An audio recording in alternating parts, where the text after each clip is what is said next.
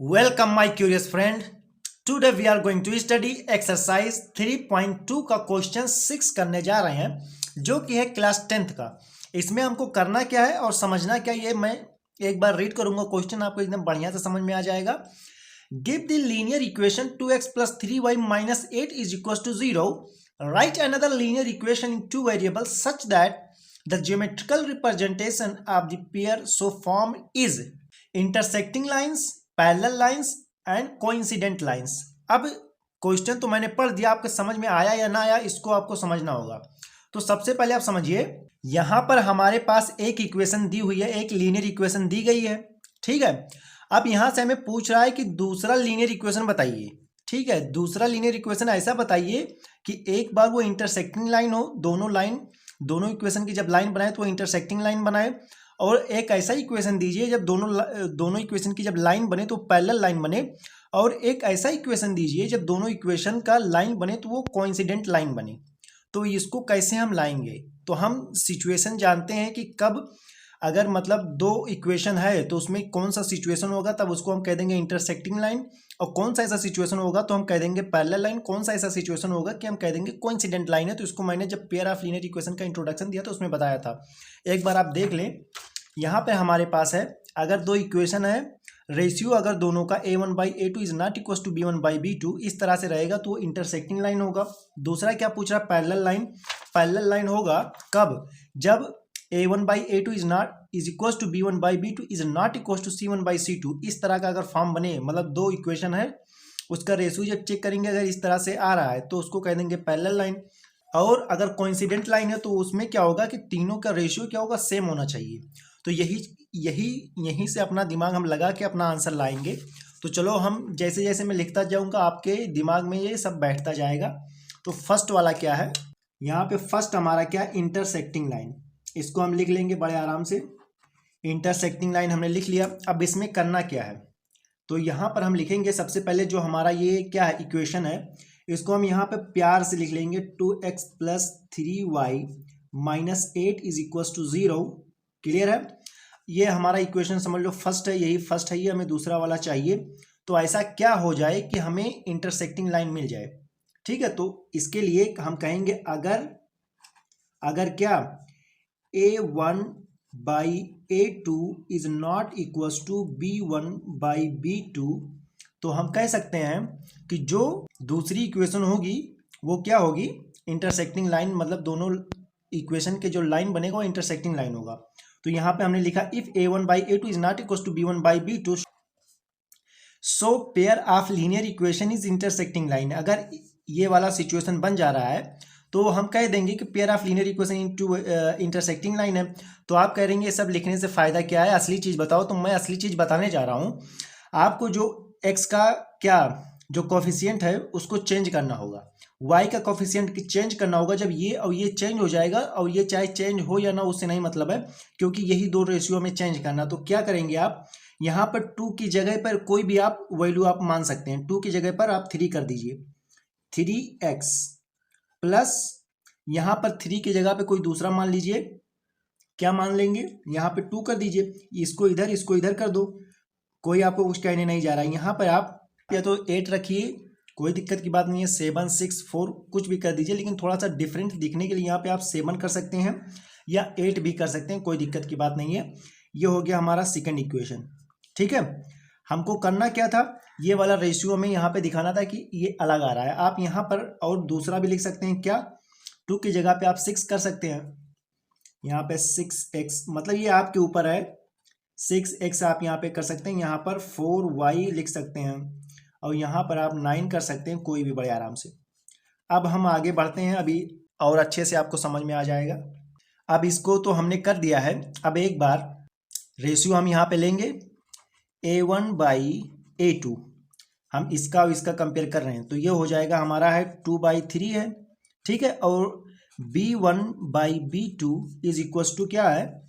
3 by, और यहाँ पे 2 है। क्लियर है? तो यही हमें दिखाना था। अब यहाँ पे आप देख लीजिए, ये रेशियो क्या इस रेशियो के इक्वल है? नहीं है ना।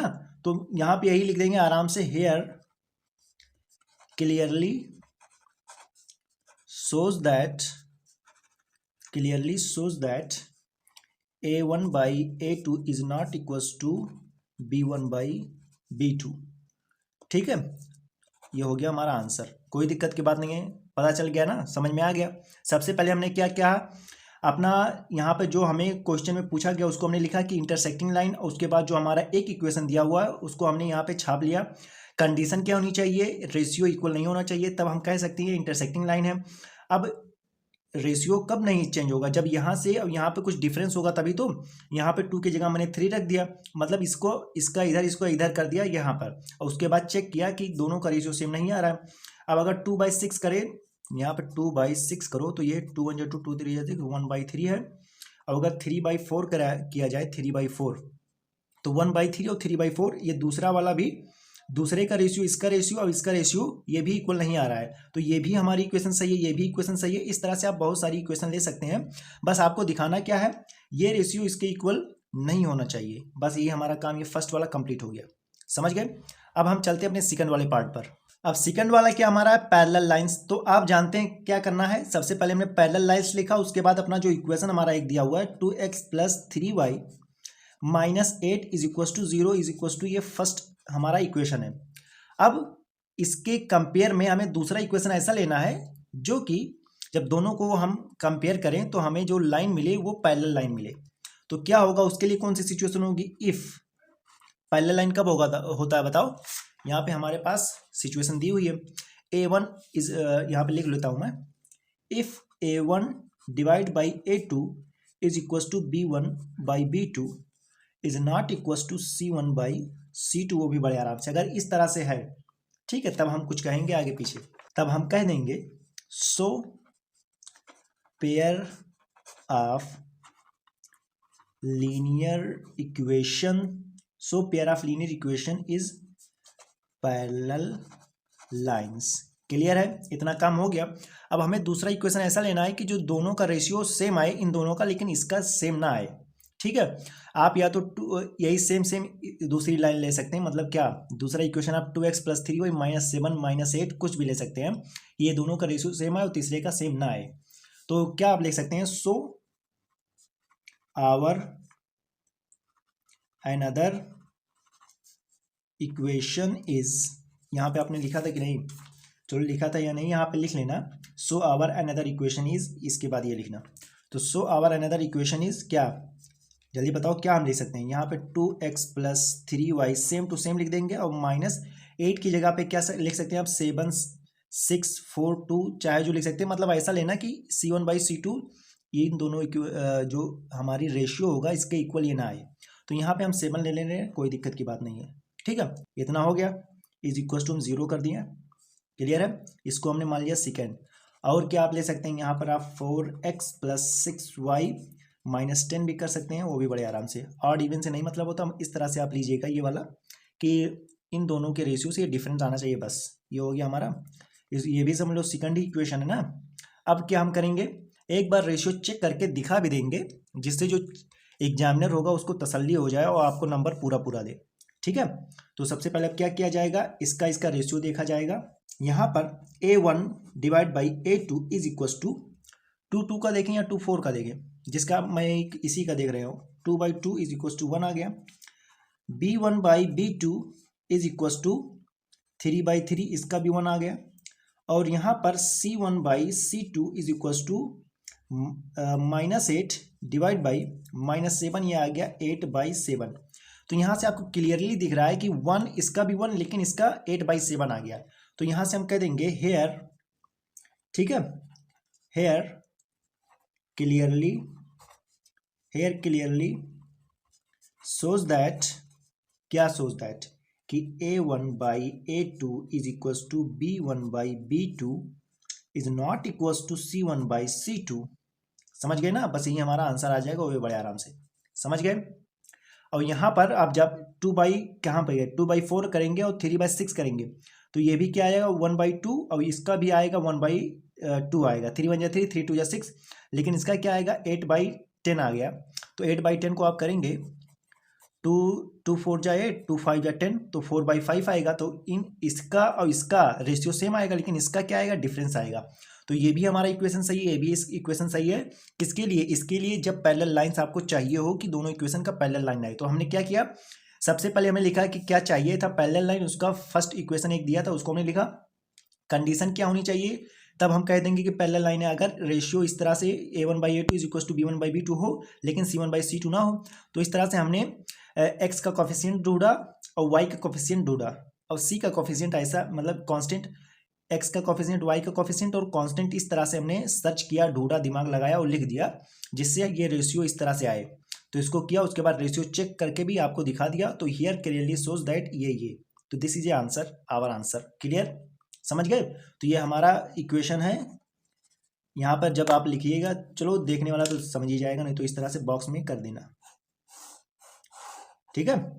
अब हम चलते हैं अपने थर्ड वाले पार्ट पर। अब यहाँ पे हमारे पास थर्ड क्या है, इसमें क्या करना है, कोइंसिडेंट लाइन। कोइंसिडेंट लाइन इसको तो हमने लिखा, उसके बाद अपना हम क्या उतारेंगे, 2x + 3y - 8 is equal to 0, इसको हम उतारेंगे वो भी बड़े आराम से। अब क्या करना है, हमें सिचुएशन लिखना है कि कब क्या होगा। तो हमारे पास कोइंसिडेंट हम लाइन कह सकते हैं, if a1/a2 is equal to b1/b2 is equal to c1/c2, तब हम कह सकते हैं so pair of linear equation is coincident lines. Clear है, इतना हम कर देंगे। तो या तो आप सेम दूसरी इक्वेशन आप लिख दीजिए, ठीक है, क्लियर है ना। तो यहाँ पे आप लिख देंगे सो आवर अनदर, या सिर्फ आवर अदर इक्वेशन इज, यहाँ पे आप लिख सकते हैं सीधे, ये तो सिंपल 2x + 3y - 8 एकदम सेम कर दीजिए, कोई दिक्कत वाली बात नहीं है। या अब सेम आपको रेशियो लाना है, तो इसमें क्या करना होगा आपको, यहाँ पर पूरे इक्वेशन में या तो 2 से मल्टीप्लाई करिए, 3 से मल्टीप्लाई करिए, 4 से मल्टीप्लाई करिए, 5 से मल्टीप्लाई करिए, मतलब पूरे इक्वेशन में किसी से भी। अगर आप 2 से यहाँ मल्टीप्लाई करेंगे तो ये क्या हो जाएगा, 4x + 6y और 8 × 2 = 16, ये भी आपका इक्वेशन बनेगा। और उसके बाद आप 3 से अगर मल्टीप्लाई करेंगे, 3 × 2 = 6 और 3 × 3 = 9y और यहाँ पर 3 × 8 = 24। तो ये हमारे सब कुछ क्या है, दूसरा इक्वेशन, अनदर इक्वेशन है, जिसको हम कंपेयर करेंगे या जब हम ग्राफ बनाएंगे तो हमारी जो लाइन होगी वो कोइंसिडेंट लाइन होगी। कैसे होगी, हमें यही रेशियो चेक करना, तो चलो चेक कर लेते हैं एक बार इसका भी, और थोड़ा आपको दिमाग में कुछ आए तो हलचल, तो इसको भी चेक कर लेंगे। तो ये और ये तो सेम आ जाएगा, 2/2 1 आएगा, 3/3 1 आएगा, -8/-8 1 आएगा, ये तो क्लियर है ना। तो हम इसका इसका देख ले रहे हैं, 2 यहाँ पे लिख लूँ, a1/a2 इज इक्वल टू 2/4, तो ये क्या आ जाएगा, 1/2, b1/b2 इज इक्वल टू क्या, 3/6, 3 × 1 = 3, 3 × 2 = 6, तो 1/2 आ गया। अब c1/c2 इसका हम देख लें, -8/-16, 8 × 1 = 8, 8 × 2 = 16, ये भी आ गया 1/2। तो रेशियो सेम आना चाहिए। जैसे अब इसको करेंगे 2/2 तो 1 आएगा, इसका करेंगे 1, इसका भी 1, एक बार इसको भी देख लो, नहीं तो कहोगे a1/a2 यहाँ पर 2/2, ये 1 आ गया। क्लियर है, b1/b2 इज इक्वल टू क्या, 3/3, तो ये भी 1 आ गया। और c1/c2 यहाँ पर -8/-8, ये भी 1 आ गया। तो 1 आ गया, लेकिन रेशियो यहाँ पे देखा जाएगा, ये रेशियो जब हमने रेशियो निकाला तीनों का सेम आ रहा है, यहाँ पर भी हाफ हाफ हाफ आ रहा है। तो रेशियो सेम आना चाहिए, ये नहीं कि इसका 1 आया और इसका अलग आया, ये सब फालतूगिरी नहीं। हमको चेक क्या करना था, तीनों का रेशियो सेम आना चाहिए। तो इसके बाद हम क्या लिखेंगे, हेयर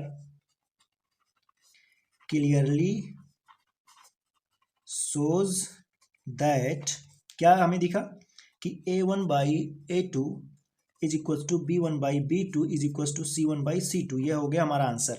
क्लियर है, यहाँ से हमने कोइंसिडेंट लाइन इसको हमने लिखा। अगर ये वाला फॉर्म बन रहा है, दूसरे जब इक्वेशन से हम कंपेयर करेंगे, अगर तीनों का रेशियो इस तरह से सेम आ जाएगा तो हम कह देंगे कोइंसिडेंट लाइन बनेगी। कोइंसिडेंट लाइन मतलब एक लाइन ये गई है और दूसरी लाइन इसी के ऊपर है। और सो अनदर इक्वेशन इज, हमारा ये सारी इक्वेशन हो जाएंगे। तो दूसरी इक्वेशन कोइंसिडेंट लाइन के लिए क्या होगी, मतलब दूसरी लाइन भी उसी लाइन के ऊपर है, तो सेम, या तो सेम आप लिख दें, या तो आप इसमें 1 पूरे इक्वेशन में 1 से मल्टीप्लाई करें, 2 से, 3 से, 4 से, तो जो आपका आंसर आएगा वही 2 3 4 से जब हम मल्टीप्लाई करेंगे तो वही आपका इक्वेशन आराम से आ जाएगा। उसके बाद हमने आपको दिखा दिया रेशियो इस तरह से करके, और इसलिए here clearly shows that a1/a2 is equal to b1/b2 is equal to c1/c2। ये हमारा आगे आंसर क्लियर है। तो I hope you enjoy answer 6। तो वीडियो आपको कैसी लगी कमेंट्स में बताएं। वीडियो को लाइक शेयर और चैनल को सब्सक्राइब करें। Thank you for watching this video.